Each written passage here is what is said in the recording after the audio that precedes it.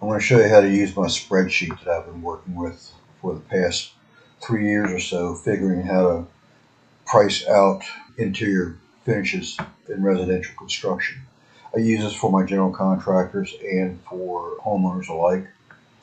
There's some parameters I add for homeowners because a lot of times they'll be living in there. But it really is a very simple process. You take your plans, you discern what types of doors you have, what types of windows you have, and get a tally or various quantities and types, and you enter them in this sheet. Before I enter anything in my sheets, at least for your case, I would make a copy of this and work only with copies, keeping this sheet intact, not actually changing this one at all. But I believe even I found that if I did use this one without making a copy beforehand, it will prompt you to make a copy, or at least it will offer you even a new name for this particular copy. And it will be as simple as copy of this name of this form here that you're looking at. To use the form, once you get all your doors and windows situated, you will enter them just simply in the format that you have on your spread, on your inventory of doors and windows. For example, pretty much any room is going to have a door going into it. The kitchens will, laundry rooms will. This is your regular doors at 6'8". Tall doors over 7 foot. They're slightly higher because you typically need to trim them out using a step stool or a ladder. So that's a little more activity. So at least for me it does. I cannot reach over 7 foot and put a piece of door trim on. I can reach a 7-foot door, but not higher than that. So with that going on, you can figure out your doors will be in pretty much any room, and living room foyers will usually not have a door going into the foyer because that will have the front door. But great rooms will typically have doors and so on. The fire doors are usually in the kitchen because they'll go out to the garage. They'll usually have one there. But again, your plan will tell you what your quantities of doors are. I'm just simply making an example of typical details and how to use that to fill out. There are double doors in bedrooms typically. So with your bedrooms, which I have here, you can simply put them in, and those costs are also labeled up. So you'll see that everything's being added at the end of the sheet on the right hand side as a total for each of these doors, total of the doors of that particular type. And as you come down and finish off your spreadsheet here, you can see I have doors with trim on one side. A lot of times your entry doors, they'll already be brick mold on the outside, but your entry doors will still need to be trimmed on the inside. So with your entry, you'll have a door trim on one side. Some doors take jamb extensions with trim. That's that right there. Cased openings, setting jamb, trimming both sides. Cased and tall cased openings. I see I got a discrepancy there on my figure, so I'm going to have to correct that. And that's going to be correct. And I'll give you an example on that exactly right now. The tall cased openings, these two are reversed. So the tall cased opening, I'm going to highlight this whole thing by clicking on this. That way I can see over here which it is. This number here is manually set. In other words, I set that one right there. I'm going to change it to 190 to reflect what it should be. And I'm going to use this bar, and this should be 190 over here. This is the number that you must change. This is the one that actually is part of the equation. So when you type that in, now the formula is changed over here. And now that formula, if I click down on this one cell, that'll leave this one in the new format of $190 that reflects this right here. Now this one should be 220 because It is a tall cased opening. You need to use a ladder or a step bench. Trimming it out, all those actions take a step up to reach at least the top of the trim, set and shims, what have you. So again, to confirm, I'm going to see which one it is over here. And that one says 190. So I'm now going to change that to 220.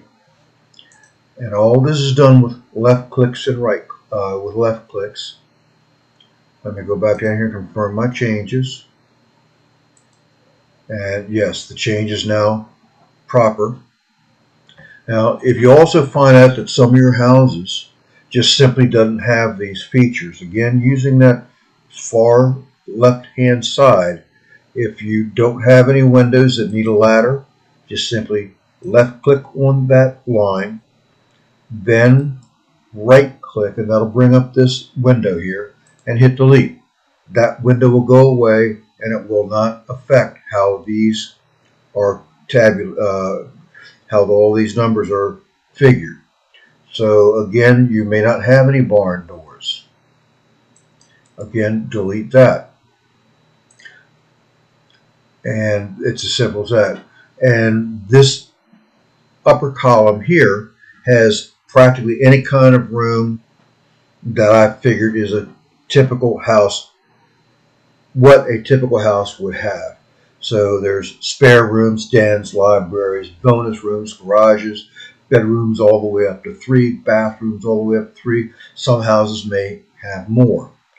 You can simply add more, but in case you don't have, well, I'll show you how to add. If you have a spare, a fourth bedroom, this is what I do. I go up to that top bar where the letters are. The same way you go to the sidebar with the numbers to highlight the whole row, you go to the top bar with the letters. And whether you do bedroom 1, 2, or 3, it doesn't matter. You can change any of these names. I'm going to stick with 3 because it's already there. Again, I left click to highlight it. I right click to bring up the extra menu, the window. And in this case, I'm going to copy. And wherever you want this to show up at, actually I can put it there and it will add where it goes insert copied cells. See, now I just made a copy of bedroom number 3. I'm going to clear by going backspace to clear the number 1 that's in there. But I'm also going to bring up this window at the top where it shows what the name of it is. And that shows up at this here one line at the top here. There's BR3 up here, the BR3 that I added, the BR3 that I have here. I'm going to change that by backspacing and typing in bedroom 4, or the 4 for bedroom 4. Now I can add whatever doors or things and that will also become part of this tabulation. Look how the other one changes.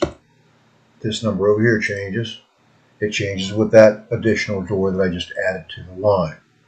And as you can see, this whole table shifts left and right, so you can use this on a smaller screen and still see all of your columns that you have here. Same thing with the listings over here on the left. You can slide bar this up and down and still see on a smaller screen everything that's below without having to lose what your places are here at the top. So with that shows you how to delete. Again, this might not have a study, so I'm going to delete it. And you know, if I don't like the name of any of these here, but I need the column because of whatever reason, again, I don't have to delete it if I don't need to, or if I need a new name for a room. Just bring this up. You can see that the bonus room is over here at the bar like I showed you before. And let's call it a rompus room, because that's maybe what it's listed as on the plan. So now you can change it that way, the same way you do bedroom 4 as opposed to bedroom number 3. There's rompus room to give you that name there. Again, you can delete, add, change names. and it will prompt you at the end of your work on this sheet to save it as a new name, or it will offer you the name of copy of this document. In this case, it's interior trim takeoff editable, date 4/17. Now, of course, I would suggest you rename it anyway to the name of your job. That seems to go without saying. But this should have everything that you need to do. I got these instructions down here, just some of the basic stuff to help remind you of what this tutorial is all about. And yes, if you do look online for some Excel online tutorials to get you to help create maybe even your own commands, like it says here, it is simple. If I can do it, you can do it too.